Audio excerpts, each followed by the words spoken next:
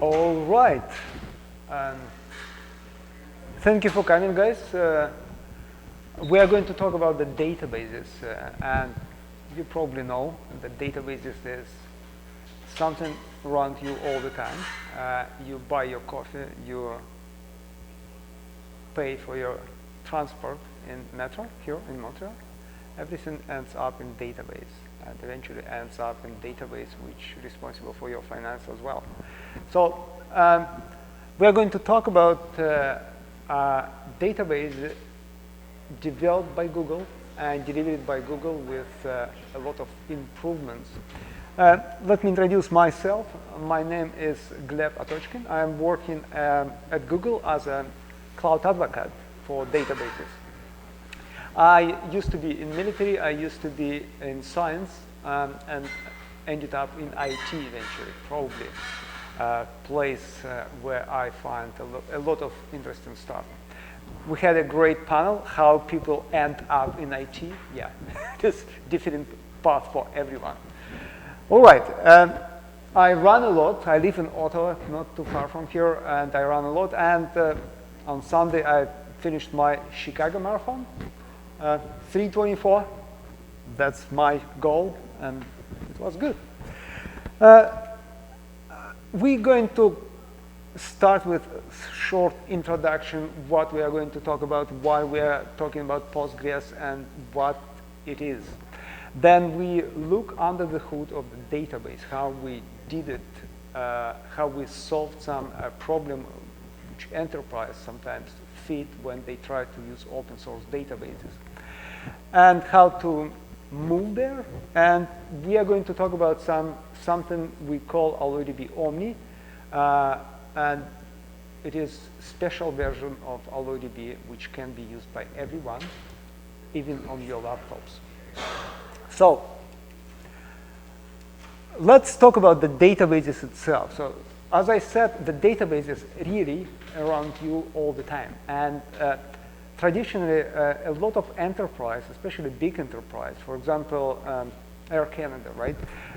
They use Oracle database, or they can use SQL Server or DB2 or any other proprietary database, which is great. I don't say that it is not a good database. No, they are great. They have a lot of features inside. They are designed to be enterprise grade, but they have some issues. First is increasing licensing cost, and it is not easy to manage licenses. Sometimes it is quite significant financial burden for enterprise. Also, if you have several different databases in your shop, you need to hire different people because you cannot be expert in every single database. You can be expert in one and have some idea how it works other, but you cannot be expert in every single database just because they are different in nature. So, and what enterprise does lately, it is trying to streamline and unify the database, let's say, landscape in their IT and make it uniformly and easily management and reduce cost, of course. And one of the databases which comes to replace Oracle, SQL Server, DB2, or any other proprietary database is the Postgres database, PostgreSQL. If it is full name, I'm going to use Postgres just because it is easier to pronounce, really. By the way, you can hear PostgreSQL, which is acceptable name as well. So why? It is not only because it is you can take Postgres from one place, install in another place. It is portable. It is a simple license management. Essentially, for open source Postgres, you don't need any license. It is open source. You can install and use it anywhere. Also, it is cost effective. As a result of that, it has rich functionality inside. And Stonebaker, when he designed database, he explicitly write, and I read the initial design from Stonebaker, who designed the database, it has to support extension. And that extensions are probably one of the key factors why people use it. It is proven for a long time. As a matter of fact, Postgres is not a new database. It is so. Initially, it calls Ingress and was developed in Berkeley in 70s.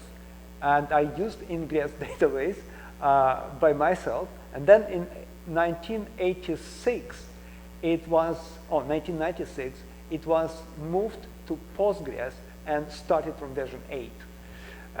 And then it was a lot of changes in Ingress to make it Postgres and work on Linux and so on. So it has really strong community support. I just returned back from the conference in New York for Postgres community. It was a great gathering of people who love technology, who interested in technology, who develop Postgres, and who use Postgres. So really good, friendly community support. So, but it is not easy to move there. And don't take me wrong. I think Postgres is one of the best, probably the best open source database. But it has a problem with scalability. When you talk about enterprise grade workload, we're talking about the servers with hundreds of CPUs. And Postgres works really good up to probably 32 CPU. That's my take on that. It has great performance, but performance-wise, it has some bottlenecks, primarily I/O. And it has relatively difficult to manage high availability and management itself. So it is not really easy to find a good expert in Postgres. And everybody who works as manager for DBAs and looking for Postgres DBAs will tell you that it is not easy. So what you need in enterprise also, not only availabilities of management, but also login, real-time inside Postgres. And lately, since last year, everybody wants AI and ML. That's, if you don't say AI, you're not real IT specialist. That's given. So AI, and AI again. So what we did in Google, we looked at that. We already had on that time Postgres database as a service. It is Cloud SQL, and it is great service. It has solved some of the problem, like management, easy to manage and troubleshoot issues, real-time inside Postgres, but it still has the same stock Postgres engine behind the scenes. So that's kind of not solved the problem with scalability and some other issues. So what we did, we decided to combine what we have, the best in Google, with Postgres and build something new. And how we did it? We created Alloy with Google backend, which behind your Google Mail, behind your Google Photos, behind YouTube, as a scalable technology for storage and processing. And we get PostgreSQL kernel and rewrote it to work with that Google backend. And what we did, what we get by the end, we get really great product. And I'm going to talk about different features of that product under the hood. But it is, in general, it is 4 times faster for transactional workload out of box. So you run your transactional workload for OTP database, relational database, and you are getting performance right away. I cannot guarantee that your particular query will be 4 times faster, but in general benchmark, even if they are sometimes called synthetic, but even for our client workload, it is responsible from the client. Yes, they confirm that it is faster. And it is not only faster, relatively small CPU, like 16 CPU. It is scalable when you increase number of CPUs after 32, 64 CPUs, for example. That difference is growing. because the changes of the kernel removing some bottlenecks behind that. So it is about OLTP transactional workload, but what we do see lately, a lot of customers starting to use the Postgres database not only for other transactional database, but also for analytics. Get some kind of data insight using your operational data. And for analytical workload, we introduce columnar engine when the data are stored not in the rows, but in columnar, and it can improve your analytical query up to 100 times. Not, I cannot say that every of your queries and every workload will be 100 times faster. It would be great, actually, but it is not. But a lot of analytical query which will use the columnar engine can be really, really improved. It is, I saw it in real life, and we have real clients' experience where they show that in real life as well.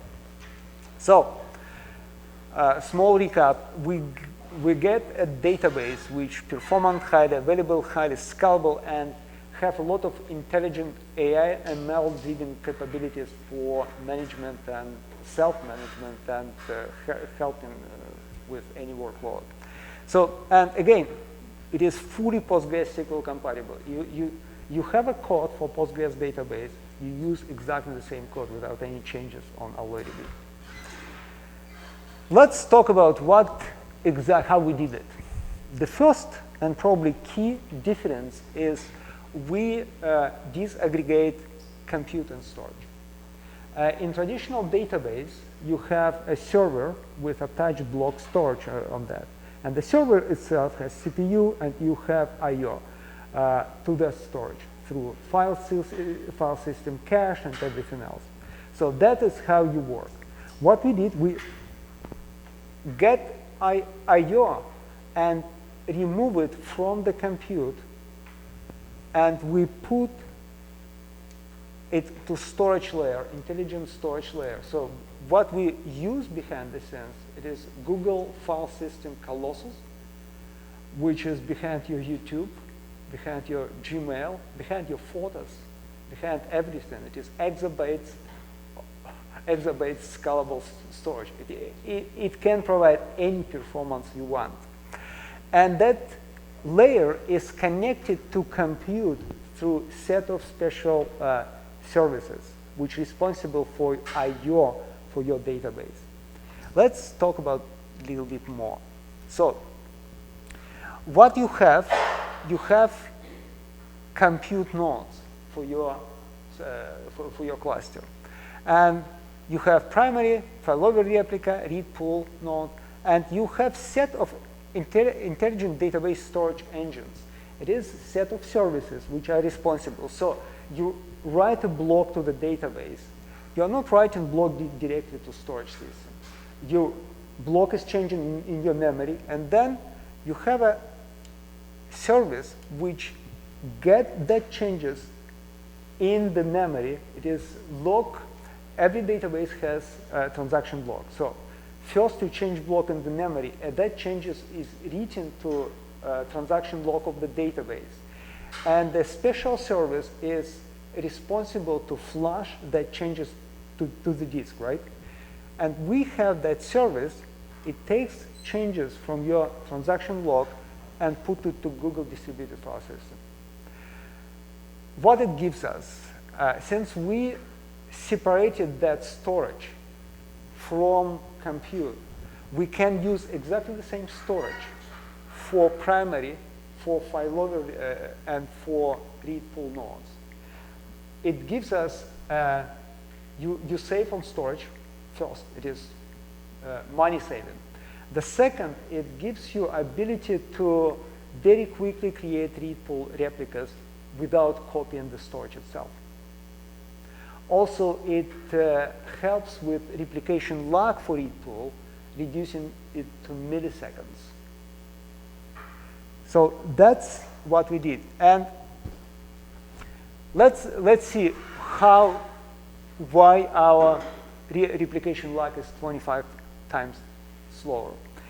In traditional system, on primary, you would write the changes to log, and you write the changes to Google distributed, to your file system on the server.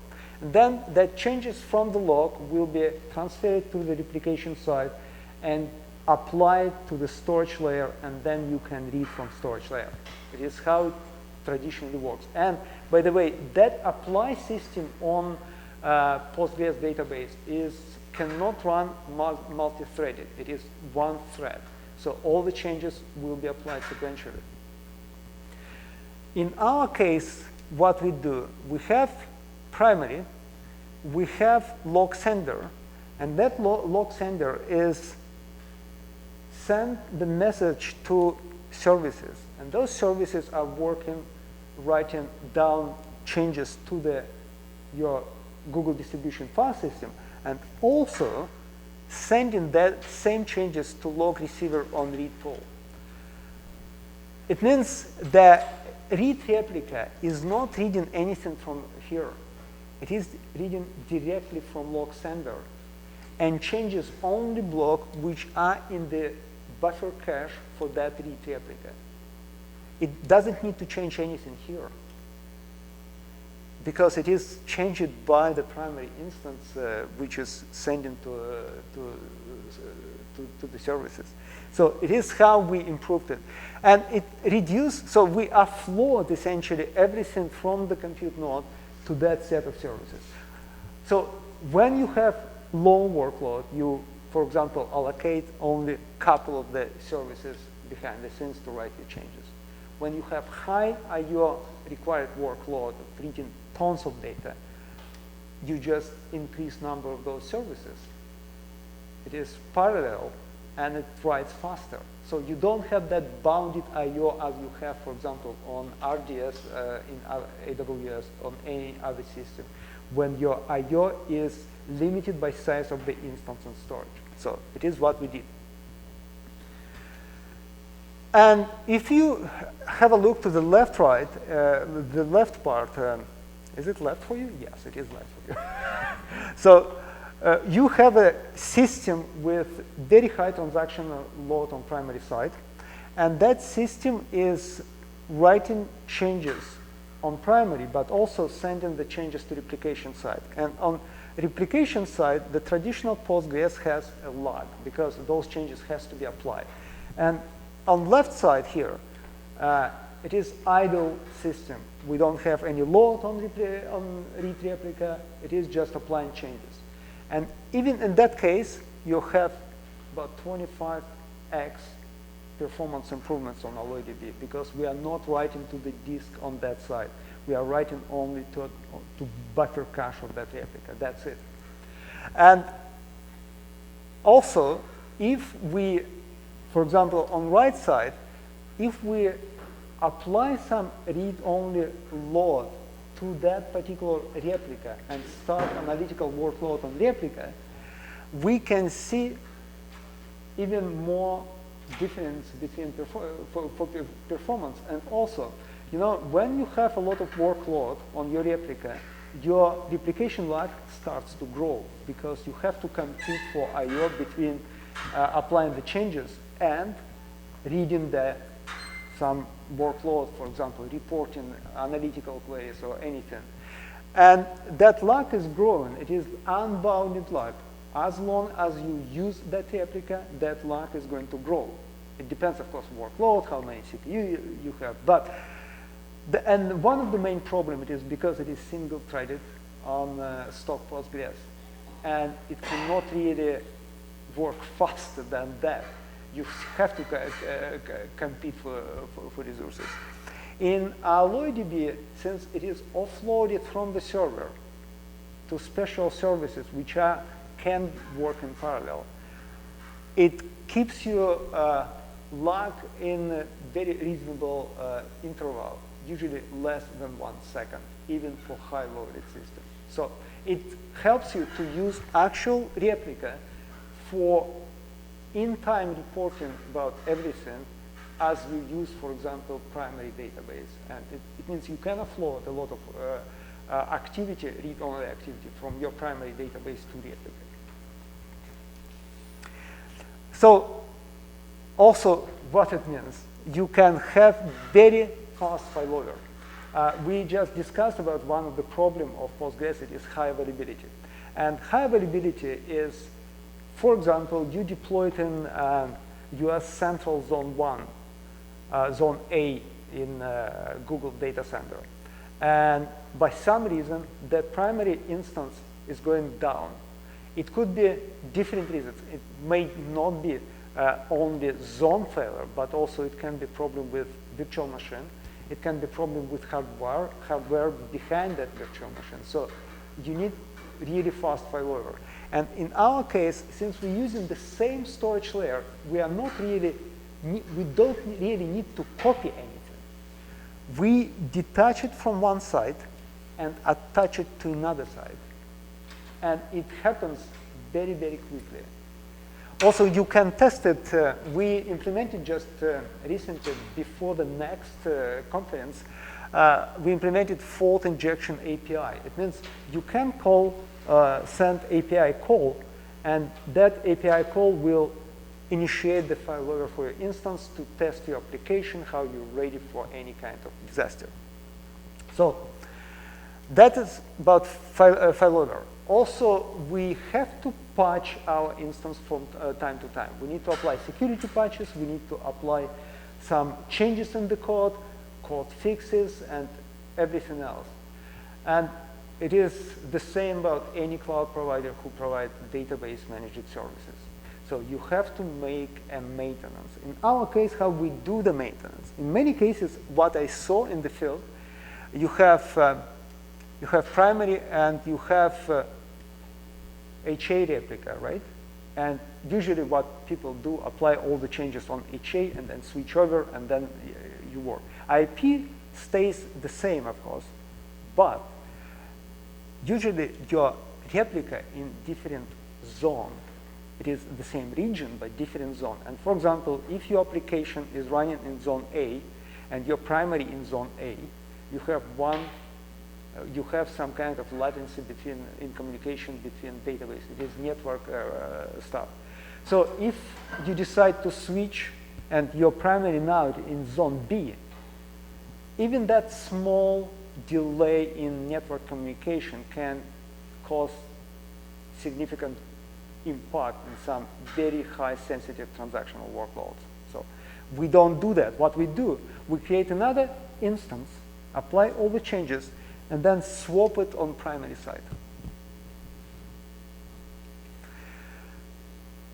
So let's talk about, we talk about the storage layer, that it is Colossus, it can handle any kind of workload. But eventually, all your data has to end up in the instance, and that instance where you process all your data, where you connect your client session, when you work, where all the sorting and all operations happens.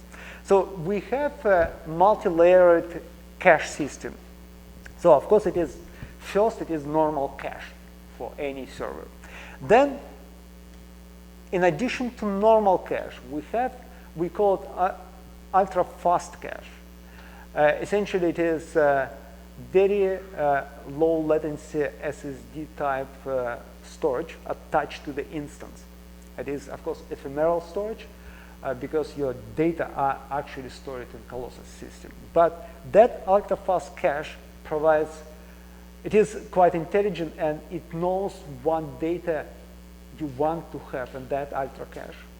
And it knows what data you don't want. It has not just simple, most frequently used data, but it has also ML capabilities behind the scenes and understand what kind of block it has to move from the storage, sometimes even before you start using it.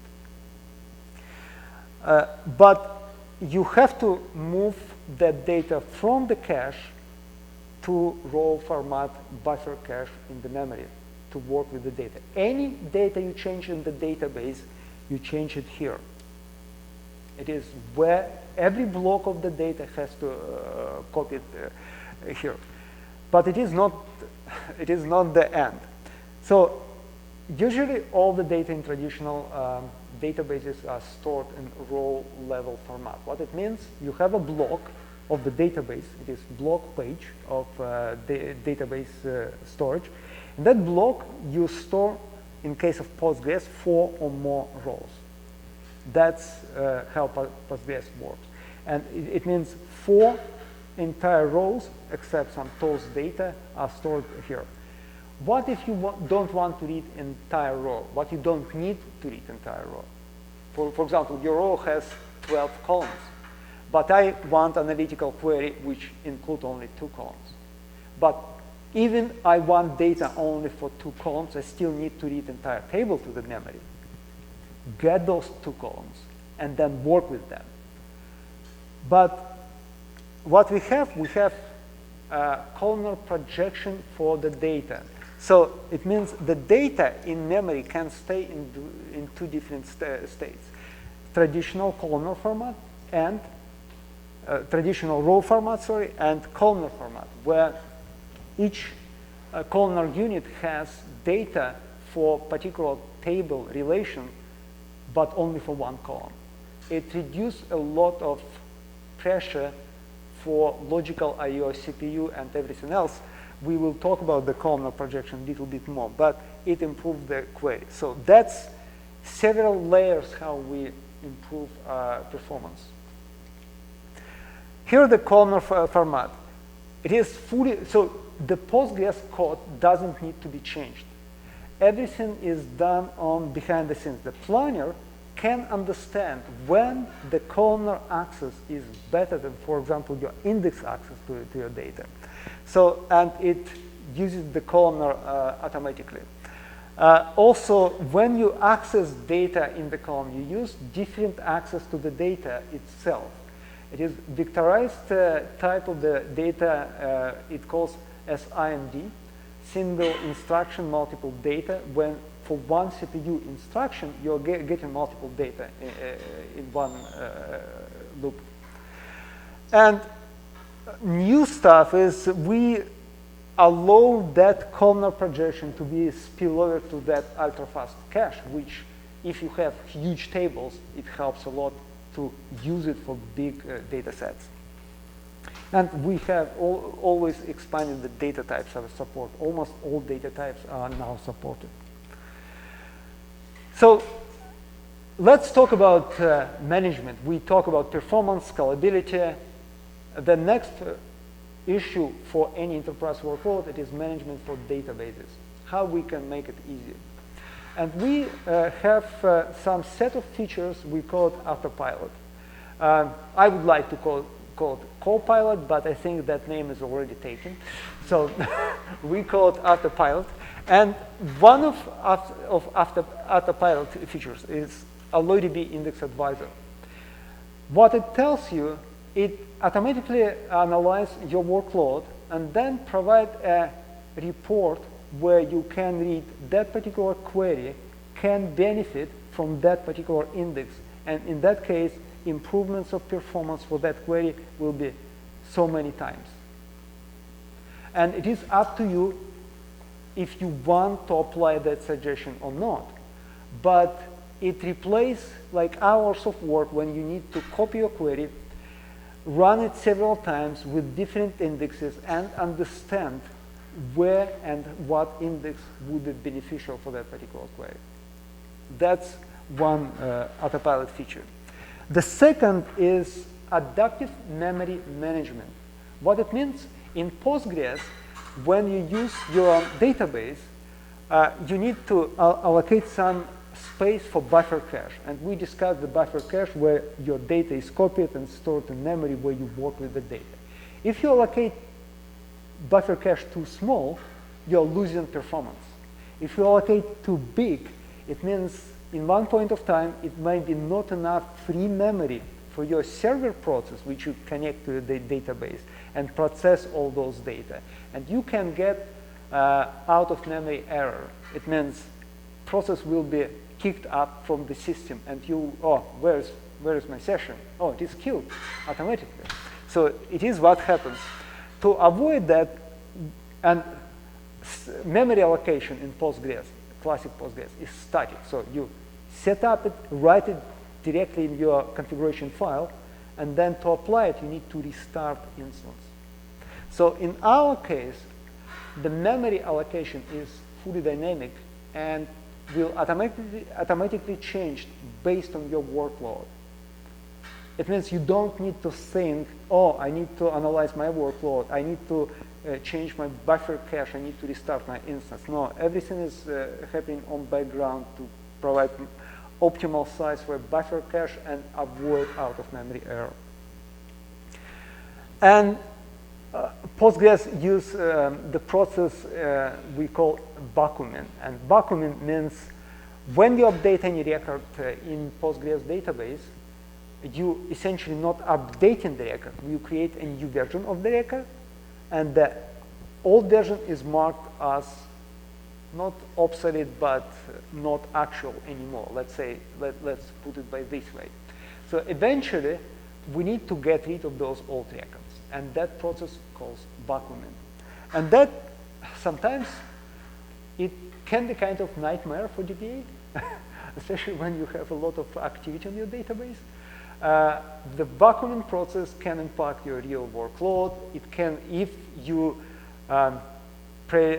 make more priority to real workload and less to vacuum, sometimes you can run out of transaction IDs, which is even worse in your case, because database can have really significant consequences when you run off transaction IDs. And to avoid all that issues, the adaptive vacuum management run vacuum and keep track on your workload and make sure that you never run first from transaction IDs. And when you have high transactional workload, it will automatically reduce resources for vacuuming if you have enough room for transactions. So it makes it invisible and less impactful for your real application workload. So, and let's say AI, AlloyDB AI. So it is in preview. We start from AlloyDB. We are going to continue with Cloud SQL and other databases, but AlloyDB directly integrated with Google AI capabilities right now. It is so in database, you can call a function where you specify Vertex AI model and provide parameter to that model and return a result directly to the database. It works directly from SQL or P-SQL interface. It provides ability to include to your transaction handling. For example, here example of fraud detection in your database. It means somebody selected item in application, pass that item to checkout. The checkout is going through database, and during the transaction process, you can call the Vertex AI model, prediction model, and it will tell, oh, looks like that transaction is fraud. You shouldn't proceed with that, or we are losing money. And you can direct that transaction to review process by human later and understand either if it is fraud, it will be canceled. If it is not fraud, it will be completed. So, and you can use different models. You can use foundational model, and you can use your custom model. You build in Vertex AI and just provide endpoint and parameters to the database. It works really well. On the next, we prepared really cool demo when you can actually ask large language model from the database, and it will help you to understand how better to use products in your virtual shop. So, a couple of words how we get to the AlloyDB from our environment. And it is not easy process. And you need tools, you need team who can understand and can work with it. And you need to understand the whole process, what is involved. When anybody tells me that, oh, it is easy, we replace our Oracle database by Postgres, all right, you can. How lines of code you have, guys? Oh, is it important? Yes. What size of your database? A lot of things involved when you change your database platform. It is kind of difficult exercise. What we have at Google, we have tools, and the tools is database migration service. It is serverless. It is offered without any additional charge as a service. You pay for some resources, like you have some virtual machine behind that. You pay for some storage, but you are not paying actually for the service or anything else. You pay only for resources that service is going to use. And it gives you a fast and really easy, streamlined process. You set up connection to your source and destination database. You put all the parameters in place, and you start your replication, and it will do what it's supposed to do. It will copy your schema of your data, all the metadata for your database, to a new place, and then it starts replication of your data, and we'll keep that replication until your cutover time. And when you decide, all right, we are ready to switch over our application, you put cutover command, and it will start working as your new primary server. That works. Yep. So question is, you mentioned on-premise workloads, but the storage for AlloyDB is all on the cloud? Yes. Is it possible to have like the storage be on-prem or like the engine? No, it is not storage-based. It is logical. It is logical replication, so it connects to your source database, read the data from source database, and apply that data on the destination database. But it is not on storage layer. It is on logical layer, so it has to connect and read the data and then write the data on destination. But the storage layers are not compatible to just copy blocks over.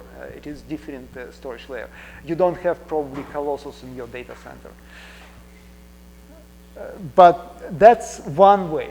But we are talking not only about Postgres database. We are talking also about other proprietary database.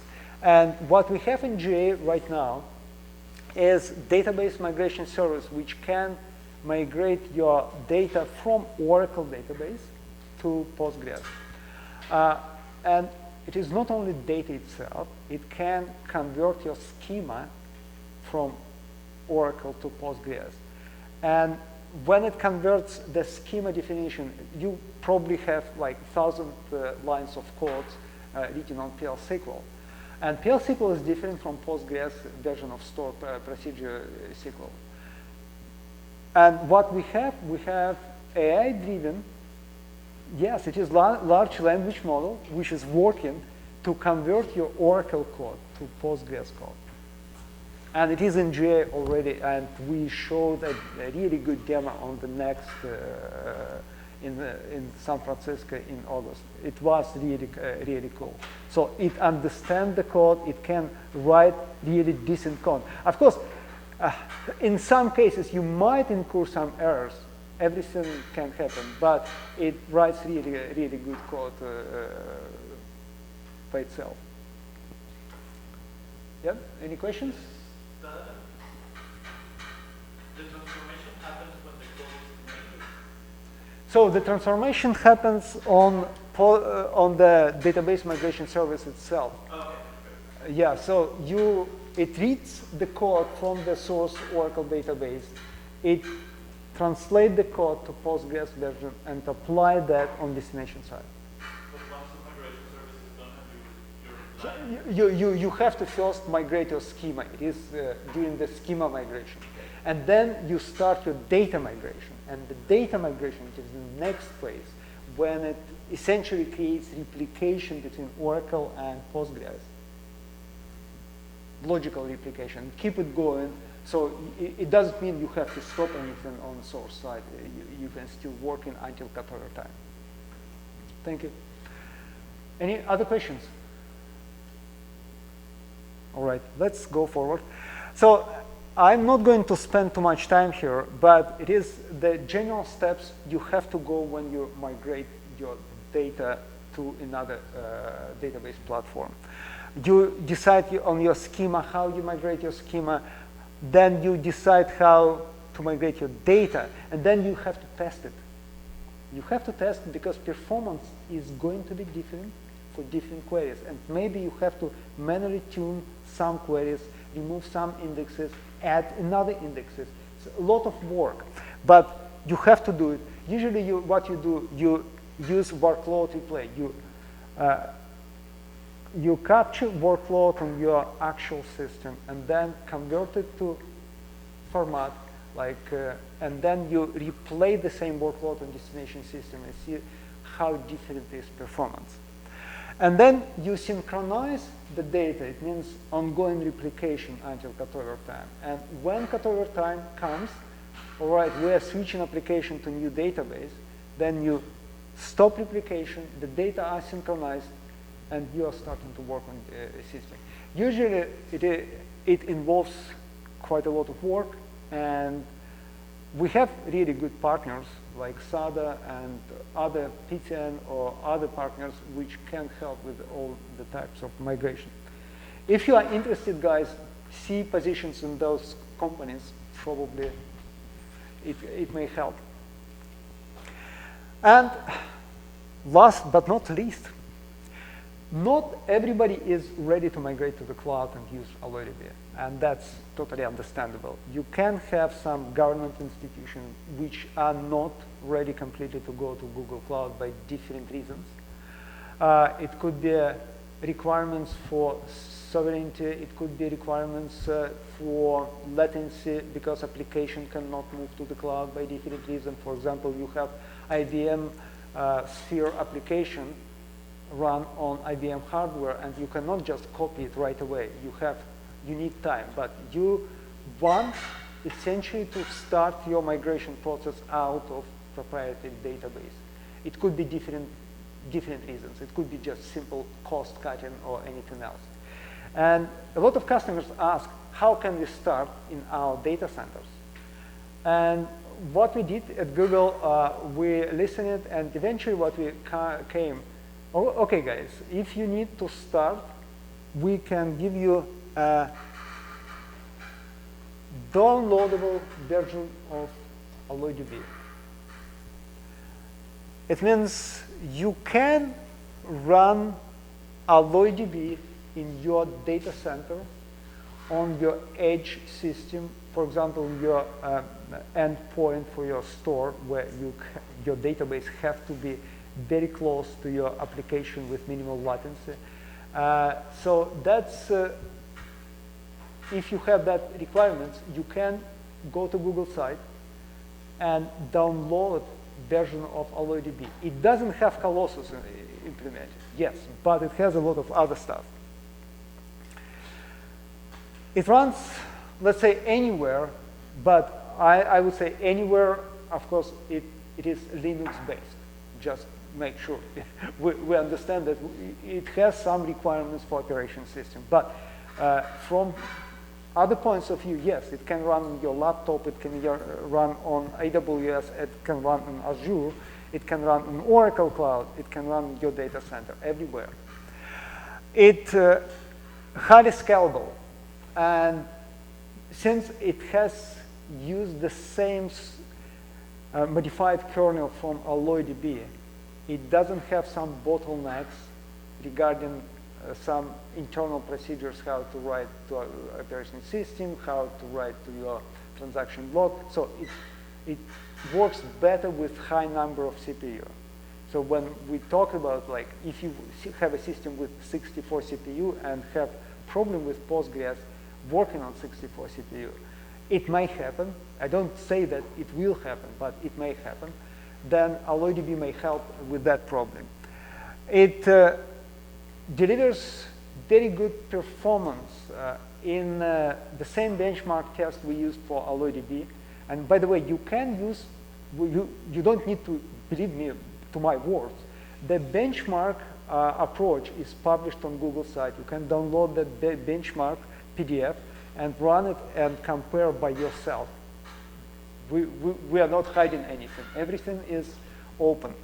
And it doesn't provide 4 times better OLTP performance because it doesn't have Colossus behind that, doesn't have that unique storage layer. It is downloadable version, it is on your hardware, it works with your file system, right? So, but it still gives you 2 times OLTP performance. It has all the autopilot features like automatic vacuum management, automatic memory management, automatic columnar management, and index advisor. Everything is included. And it is, again, fully Postgres compatible. And now it is in GA. You can download and test developer edition, which is exactly the same as production edition, but doesn't require a license.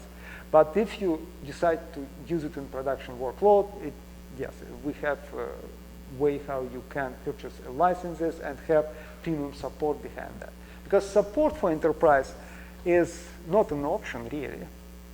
Any proper enterprise has to have supported configuration of any software. It is unresponsible to run unsupported software. Nobody wants your financial data running on some wild database who nobody knows how to support or patch from security. And here some comparison between AlloyDB, Omni, and self-managed Postgres database on-prem. Again, I don't have anything against Postgres. Not at all. I think it is a brilliant database, and I think the community behind Postgres is the best in the world.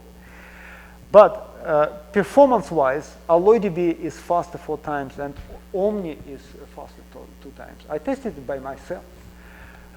Analytical performance can be faster if it is using columnar projection, and it can be really, really fast. It can be 100 times faster than on stock Postgres. We have autopilot for AlloyDB and AlloyDB Omni, and unfortunately, we don't have it in Postgres. SLA for AlloyDB is $99.99. Of course, we cannot provide SLA on your on-prem environment on your laptop. You close laptop, your SLA is going down, right? And management backup, again, it is on GCP, it is managed, and on your environment, it is your responsibility. And we have Google Premium support for AlloyDB and AlloyDB Omni. So that's what we have for AlloyDB. I would love to run some demo, but I don't have time really anymore. Yeah, so thank you very much for spending time with me. I hope it was interesting.